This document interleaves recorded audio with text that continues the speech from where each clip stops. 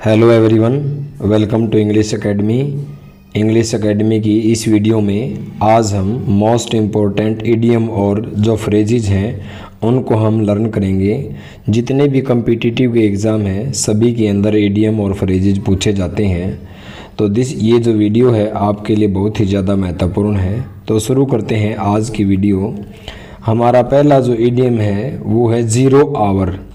Zero hour का मतलब होता है किसी भी काम के शुरू होने का जो पॉइंट होता है उसको ज़ीरो आवर कहा जाता है, यानी the time eight which something start. कोई भी काम जब हम शुरू करते हैं उस टाइम को ज़ीरो आवर कहा जाता है। इसको एग्जाम्पल से समझते हैं ताकि ये समझने में आसान हो जाए और जिसको हम काफ़ी लंबे समय तक मेमोराइज कर सकें। The military fixed the zero hour. Military ने फिक्स कर दिया जीरो आवर यानी काम को शुरू करने का समय। टू लॉन्च, लॉन्च होता स्टार्ट करना, इनिशिएट करना, शुरू करने के लिए। क्या? एन अटैक, आक्रमण। ऑन द मिलिटेंट, जो मिलिटेंट थे उन पर आक्रमण करने की जो लॉन्च करने का जो टाइम था उन्होंने जो है मिलिट्री ने उसको फिक्स कर दिया, यानी उस काम को कितने बजे शुरू करना है, 6 बजे, 4 बजे, जो भी टाइम है वाट एवर, उसको उसने क्या कर दिया, फिक्स कर दिया। यानी जीरो आवर का मतलब क्या होगा, किसी भी काम के शुरू होने का पॉइंट। दूसरा हमारा इडियम है जीरो टॉलरेंस। अब जीरो टॉलरेंस का मतलब क्या है, किसी गलत काम को अनदेखा नहीं करने की स्थिति। मान लिया कोई गलत काम हो रहा है, लालैस कोई काम है, उसको बिल्कुल भी अवॉइड, इग्नोर नहीं किया जा सकता, वो condition. A way of dealing, एक वे, एक तरीका, डील विद यानी निपटने का, क्राइम से निपटने का एक ऐसा वे, इन विच जिसमें एवरी पर्सन, चाहे वो कोई भी हो, हु ब्रेक्स द लॉ, वो लॉ को, कानून को ब्रेक करता है, चाहे वो बिल्कुल छोटे लेवल का भी हो, इज पनिश्ड, उसको पनिश किया जाता है, एज सीवियरली, बहुत ही ज़्यादा कठोर रूप से, एज पॉसिबल, जितना संभव हो सके उस व्यक्ति को पनिश किया जाता है जो लॉ को ब्रेक करने के प्रयास करता है। उस स्थिति को कहते हैं जीरो टॉलरेंस। एग्जाम्पल से देखते हैं इसको भी। मैनी चीफ मिनिस्टर्स, बहुत से जो चीफ मिनिस्टर्स हैं एडवोकेट्स करते हैं यानी समर्थन करते हैं the policy of zero tolerance. होता है सभी पॉलिटिक्स के अंदर, क्राइम के विरुद्ध बोलेंगे कि क्राइम नहीं होना चाहिए, वो होना चाहिए, लेकिन जब खुद की जो जिस भी पार्टी की सरकार है, जब उसके मंत्री किसी क्राइम में फंसते हैं तो वो देखते हैं कि वो उसको बचाने का प्रयास करते हैं। यानी बहुत से चीफ मिनिस्टर ने ये समर्थन किया कि जो जीरो टॉलरेंस की ये जो पॉलिसी है इसको समर्थन किया, लेकिन बट देयर एक्ट्स, लेकिन इन चीफ मिनिस्टर के जो एक्ट्स हैं does not bear any resemblance, जैसी बात बोली है ना उसमें, और वो उस चीज़ को फॉलो नहीं कर रहे, जिस चीज़ को वो बोल रहे हैं उसमें कोई रिजेम्बलेंस नज़र नहीं आ रही टू देयर वर्ड्स, जो बात बोली है ना उस बात पर खरे नहीं उतर रहे, यानी उसमें कोई समानता नहीं है, तो उसको कहते हैं जीरो टॉलरेंस, किसी भी गलत काम को अनदेखा नहीं करने की स्थिति। तीसरा हमारा इडियम है ए wrong foot.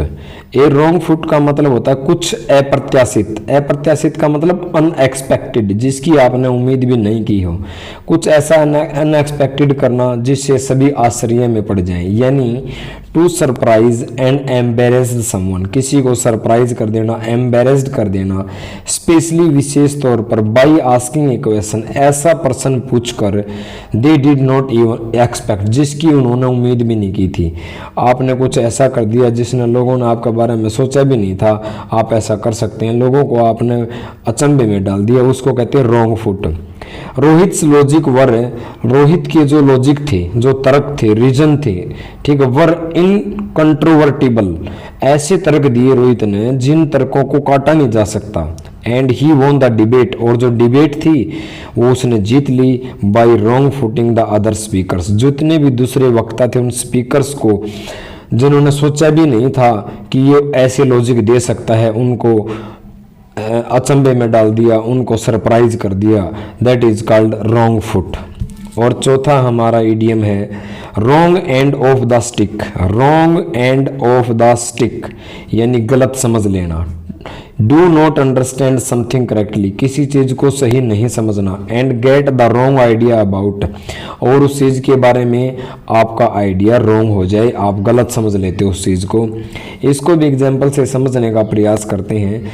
Ashwini straight forward comments, Ashwini ने बिल्कुल बेझिझक सीधे साधे कमेंट किए जिसमें उसने कोई दबाव महसूस नहीं किया। वर मिंट, जो कमेंट अश्विनी ने किए उन कमेंट्स का, टिप्पणी का मिंट था मतलब था for the benefits of the company, ऐसे सीधा साधा उसने कंपनी के बेनिफिट्स में कुछ कमेंट किए। लेकिन बट द चेयरमैन, लेकिन कंपनी का जो चेयरमैन था, गोट द रॉन्ग एंड, उसने उसके कमेंट्स को गलत समझ लिया, and dismissed him for being rude, और उसके अभद्र व्यवहार के लिए उसको नौकरी से डिसमिस कर दिया।